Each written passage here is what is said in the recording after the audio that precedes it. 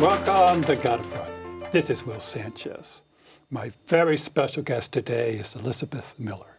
She runs for the Dashing Whippets Running Team of New York. This is a very special Gotta Run. We're honoring children that are suffering from cancer. Indeed, Elizabeth is running for Fred's team in the New York City Marathon in recognition of 26 such children. One of them is Kerry Miller, her son.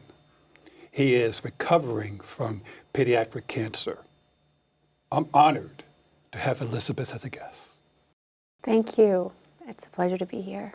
Elizabeth, before we cover your work with Fred's team, this coming marathon, let's introduce you to our audience. Okay. Tell us where you were born, a little bit about your childhood. Well, I was born in the Midwest in Ohio, where my parents are from and grandparents before them. And when we were small, we moved to the Chicago area, a little suburb outside of Chicago, where I spent most of my formative years until I was in high school. And then as a sophomore in high school, my parents moved west to Portland, Oregon, where I graduated from high school. And then I went to college in Southern California. As growing up, were you active as a little girl, running around? I was, yeah. I have 5 sisters, actually. Oh my gosh. 5 beautiful, wonderful sisters. And I was always the tomboy in sports and always wishing I was a boy. So I was certainly an active kid. Wow, and who's the best athlete among the sisters? I hate to say me because it sounds presumptuous, but I think that they would all say me because I am such a dedicated runner and I was always really involved in sports growing up. Okay, did you have a favorite sport in high school and then down to college? I did a lot of ball sports when I was young, and I'm not coordinated at all, so I was never very good. And I came to discover running much later in life. So, I mean, I enjoyed sports, but I would say a favorite, it's hard to say because I never excelled, although I tried very hard. When you went on to college, you said in California, you did a lot of moving around. A lot, yeah. What did you major in? So business administration was what I started with, and then I quickly focused on accounting after taking my first accounting course. And it's hard to believe, but I actually fell in love with accounting. It's not hard to believe. It's a little boring. So in college, you took it because you wanted it as a backup to a career, or? Yeah, I remember the time I made the decision. I went to college on loans, so I borrowed a lot of money to go. And I remember speaking with someone who was about to graduate, and he said, I went into accounting because I knew it would guarantee that I get a job. And it struck me, and I said, well, that's a good idea. I should probably pick something where I'm guaranteed to get a job and I can pay back all the money I've borrowed. So you took that first accounting course and just fell in love with it? Yeah. Well, what's it about? Was it the mathematics, or was it the... I think so. I always loved math, but I loved how organized accounting was. Everything sort of balancing out. And the credits and the debits, you like like the 2 columns? Yes, all of it. I have to admit, I really fell in love with all of it. Excellent. Which college was that, by the way? So Biola University. It's a small Christian liberal arts university in Southern California, outside of Los Angeles, near Orange County. Okay. What was the process after finishing college? Right after I finished college, I started at KPMG, which is one of the big 4 accounting firms. KPMG is not a radio station in Schenectady? People always think it is, but it's actually an accounting firm, and the initials stand for the 4 founders of the firm. Uh-huh. So right off college, you got a position at KPMG as an intern. What was the position? As a first-year associate, and I've been there ever since. My gosh. California initially? Yes, in California initially. I started in the Orange County KPMG office, and I spent my first few years there kind of learning the basics. And I really enjoyed the high-tech industry. And when I was about 3 years into my career, when I had just been promoted to senior associate, I heard that there was great opportunities up in the Pacific Northwest and Seattle with a lot of startup companies, and so I took an opportunity to transfer up there. Seattle, like Amazon? Exactly, Amazon, Microsoft. Okay, did anything interesting happen while you were in Seattle? Well, certainly I was there, I think my second week there, and I met a charming guy at a happy hour, and he's now my husband. Oh, excellent. Yeah. Happy hour. Oh, excellent. That's right. So Seattle wasn't necessarily sleepers in Seattle, but... No. So your whole career's been, because you're still with KPMG, right? I'm still with KPMG, and it's my So entire what was career. the rotation like? Did they rotate you around the country or the world? Because it's an international company. Yeah, it is international, and I've tried to take advantage of all those opportunities. So after starting in Orange County and moving to Seattle, shortly after that, I took an opportunity to do an international rotation and moved to Switzerland with Mike, my husband. At the time, we weren't married, but we went together. What, did he work at KPMG as well? He did. That's convenient. Yes, it was. So we could do the same international rotation together. And we actually got engaged while over there. We spent 3 years there, and we moved back back to Seattle, and started our life then. And then, but at some point you moved to New York. Yes. Because you're a New York person and you're with the Dashing Whippets. Yes. So when did running become important for you? Yeah, so while I was living in Seattle, my husband and I used to play soccer with friends, and I would try to keep active, physically. But when I had my daughter, my firstborn, I realized that my time between career and motherhood was getting more limited, and so I started to get into running because it's such an efficient, quick way to, to get physical exercise in. And I met other mothers who run, and they inspired me to, get out every morning early and spend time with them and exercise together and run. And so then I fell in love with running. This is back in Seattle. Back in Seattle. Well, sometimes they have moms and strollers. Yes. Some clubs have that. I don't know if they had it in Seattle at that time. I never ran with a jogging stroller with my friends. I did sometimes when I was alone, but it was our time to kind of be together, and it was the me time, so we just socialized as moms, yeah. Okay. I ran my first half marathon right after my son was born. I got inspired to sign up for a race. It was the first time I'd ever done anything like that, and after my first half marathon, then I really fell in love with, the longer distances and racing and running and competing. And, okay. Yeah. So when did it come into New York? A little over 4 years ago, I got an opportunity, again with KPMG, to do a 3-year rotation to New York. And one of the first things I did, speaking of, is look up someone who I could run with. I wanted to make sure right away I could find people to run with, because that was such an important part of what I was leaving in Seattle was my good running friends. And I found the Dashing Whippets first right away. And my second day in New York, I was on my first run with the team. The first Whippet I ever met was Daniela. Yeah, and we've been close ever since. And it was nice to have people become friends outside of work that I could bond with over running, and just expand my social circle.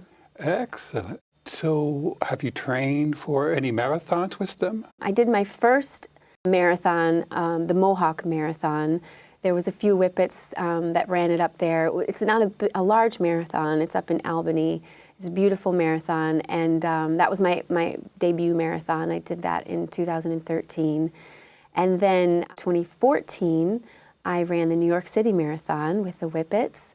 And this last April, I ran the Boston Marathon. Oh, cool. For Boston, did you do that as a qualification? I did. I qualified for Boston when I was running the 2014 New York City Marathon. New York City. Now, is that the one you were pregnant with your child? I was. With Kerry? With Kerry, my third born. Interesting. Yes. That you Boston qualified while carrying cargo, as they call it.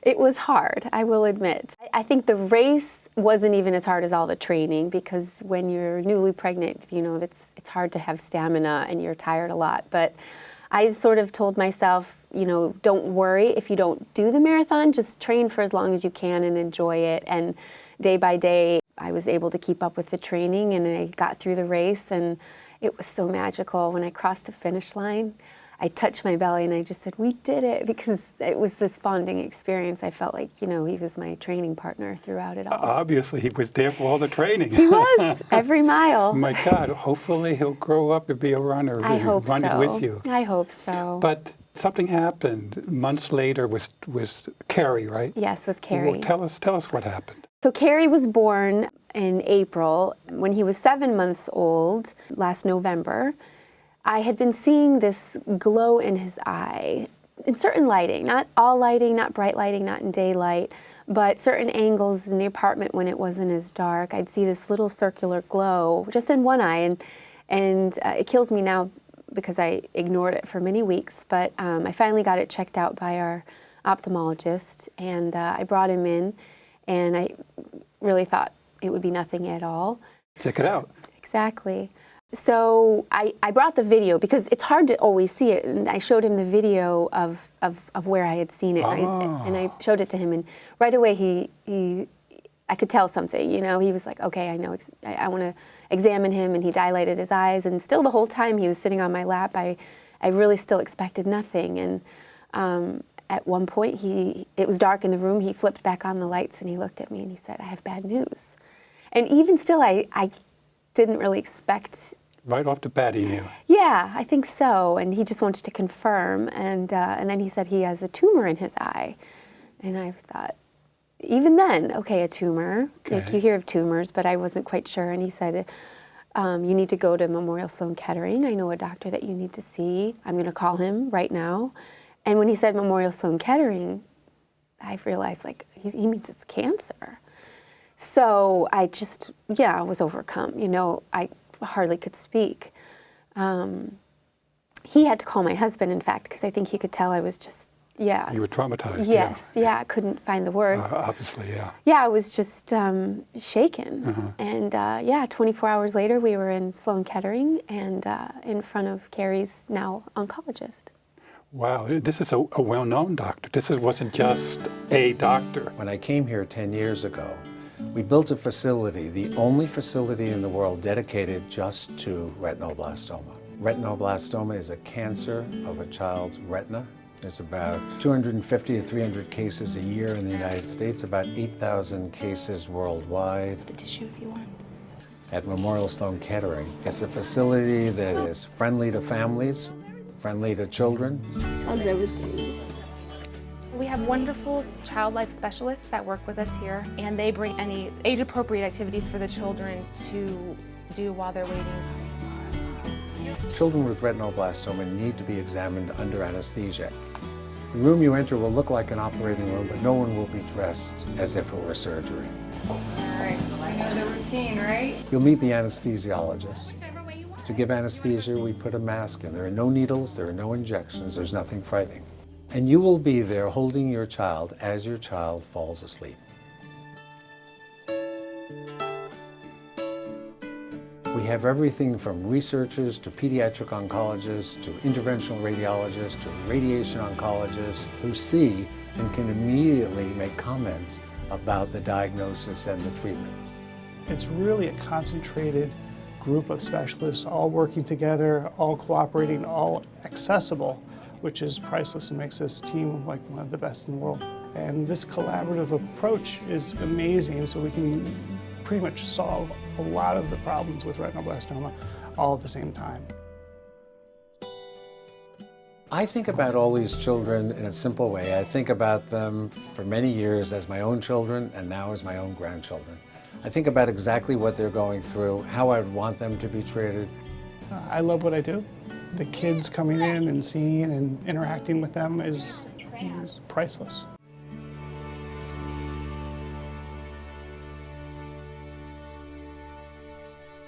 I now know he is the absolute best in the whole world for this form of cancer that is called retinoblastoma. It starts in the eye, but it's dangerous because it travels via the optic nerve to the brain when it, and it can be very aggressive and happen quickly. And it, it's terminal if not treated properly. So this doctor is an ocular oncologist, and he treats children from all over the world and is doing amazing, amazing things, curing them. He was treated in time, obviously. Yes, I kept wanting to hear, oh, we caught it early, there's nothing to worry about, and it scared me when they were honest with me and saying, he's not the worst we've seen, but he's not the best either, which Oh my gosh. I couldn't believe. He's 7 months old. That sounds quite young. Right. But I've learned a lot about this cancer, and his was very aggressive and growing quickly, but they knew what to do and they knew how to treat it, and I'm happy that I can report how well Kerry's doing today, although it's been a hard, dark, difficult time. Yes. Oh my gosh. Yes. So fortunate in the sense that the best doctor is right in your backyard. So fortunate. I mean, I think that was really the first miracle, because I mentioned how we moved to New York temporarily.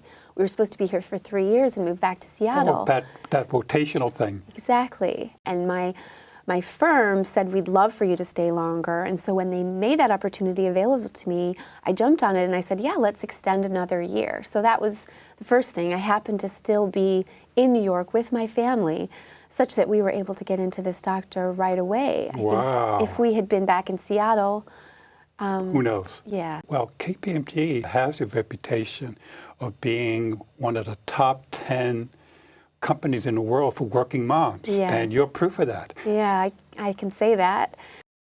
There was a huge outpouring of support from KPMG, which was really, important and helpful at the time he was diagnosed. And a lot of people, a lot of partners reached out to me, my fellow partners all the way down from the CEO, reached out and said, take what time you need. We're here to help you, whatever. Sending meals, sending cards. Oh, of course. This breaks anybody's heart to have such an innocent, beautiful baby. Yeah. Did Kerry suffer? I mean, I guess he can't articulate. He can't articulate. I was his voice, and he did suffer, I would say mostly because the treatment is not easy on his body. And he got very revolutionary targeted chemotherapy instead of, I think, very harsh systemic chemotherapy. And he also, we can talk about it, but a lot of the treatment that would be applied outside of Dr. Abramson's treatment would be starting with removing his eye. So that was traumatizing enough to hear that that was likely the first step of treatment, on top of then systemic chemo.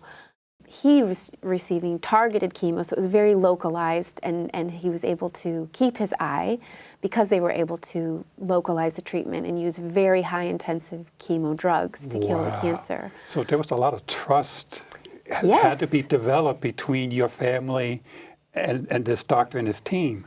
I always pride myself on making sure my children eat organic and are healthy and control everything to make sure that they're getting, a healthy environment. And I feel like because of my lifestyle, it's so important to me. And all of a sudden there's doctors that are taking my son away after they put him under general anesthesia, and I have to completely hand over and say, here's my baby, take care of him. It was hard. Absolutely. Yeah. Wow. You needed a lot of emotional support. Were your parents, with your religion? What sustained you during that time? It still does, because you're still going through it. Yes, we are still going through it. And although he's not in active chemo right now, we still have regular checkups. We're still in the monitoring phase where we're at Sloan Kettering every few weeks. It's not technically remission, but a monitoring stage. Exactly. They want to make sure that it doesn't recur. You're looking so calm. Yeah. And Thank you.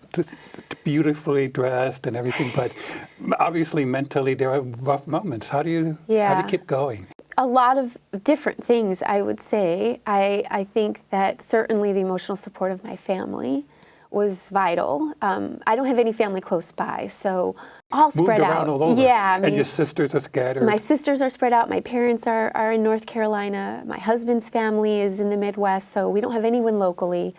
So we had, remote support, and my mom and my mother and father-in-law also came during the 2 initial phases of his chemotherapy treatment to be in person providing support. So that was valuable. But my community of friends that I've built up over the course of my life, the remote emails and phone calls were very helpful. But my new friends in New York, through our preschool, through my daughter's grade school, through our church, through my running community, I leaned on as many people who were willing to be there. Oh, it's good for you that allow yourself to lean on, because you can't do it yourself. You No. have to reach out. Yes, you do. And you are smart enough to do that. I tried. I should admit that there were many times when I felt alone and unable to ask for the help I felt we needed, because I do have a hard time asking for help. I've always prided myself on being able to do it all myself, but I really appreciated those people who just didn't say, how can I help? They just helped, they just showed up with meals, or they just took our older 2 children and entertained them while we had to be at the hospital. How old are the other children? My daughter is 6, and my middle son just turned 5. 5. So they're old enough now to understand. A little bit, yeah. I mean, they were younger when it first started, and we tried to explain it to them in such a way that they could understand but not frighten them.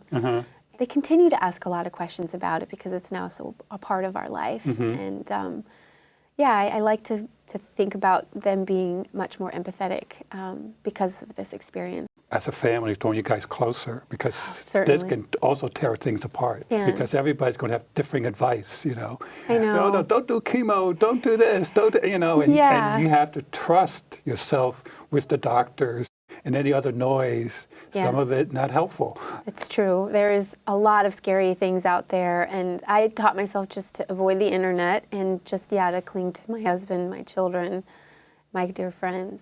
And it's working. Yeah, it's working. The hope is that they can declare him cancer-free and cured. You know, I think that the risk is reduced as time goes by, but by 5 years old, it's much reduced. And you've got a demanding work at KPMG, but Yes. apparently they're very supportive in They are. giving you the Yeah. flexibility you need. And not every company could do that. No, I'm so fortunate to be at a firm that understands the importance of emergencies like this, where you need to suddenly dedicate more time to your family. Good for them. You know, hopefully more companies will follow that kind of so. model. I hope so. But now you're running the New York City Marathon for the second time. Yes. As I mentioned at the beginning, you're doing it on supporting Fred's team. Yes. What is Fred's team and what is your goal?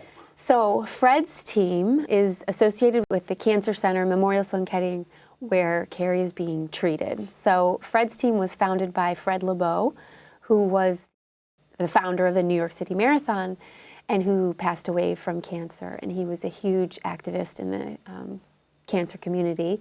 I knew I wanted to run this marathon with Fred's team one day when we were at Sloan Kettering, and Kerry was getting his blood counts checked. One of the nurses helping us was wearing a Fred's team t-shirt. And I had seen Fred's team, and I was aware of Fred's team, but maybe wasn't as intimately aware of what they do and what they achieve.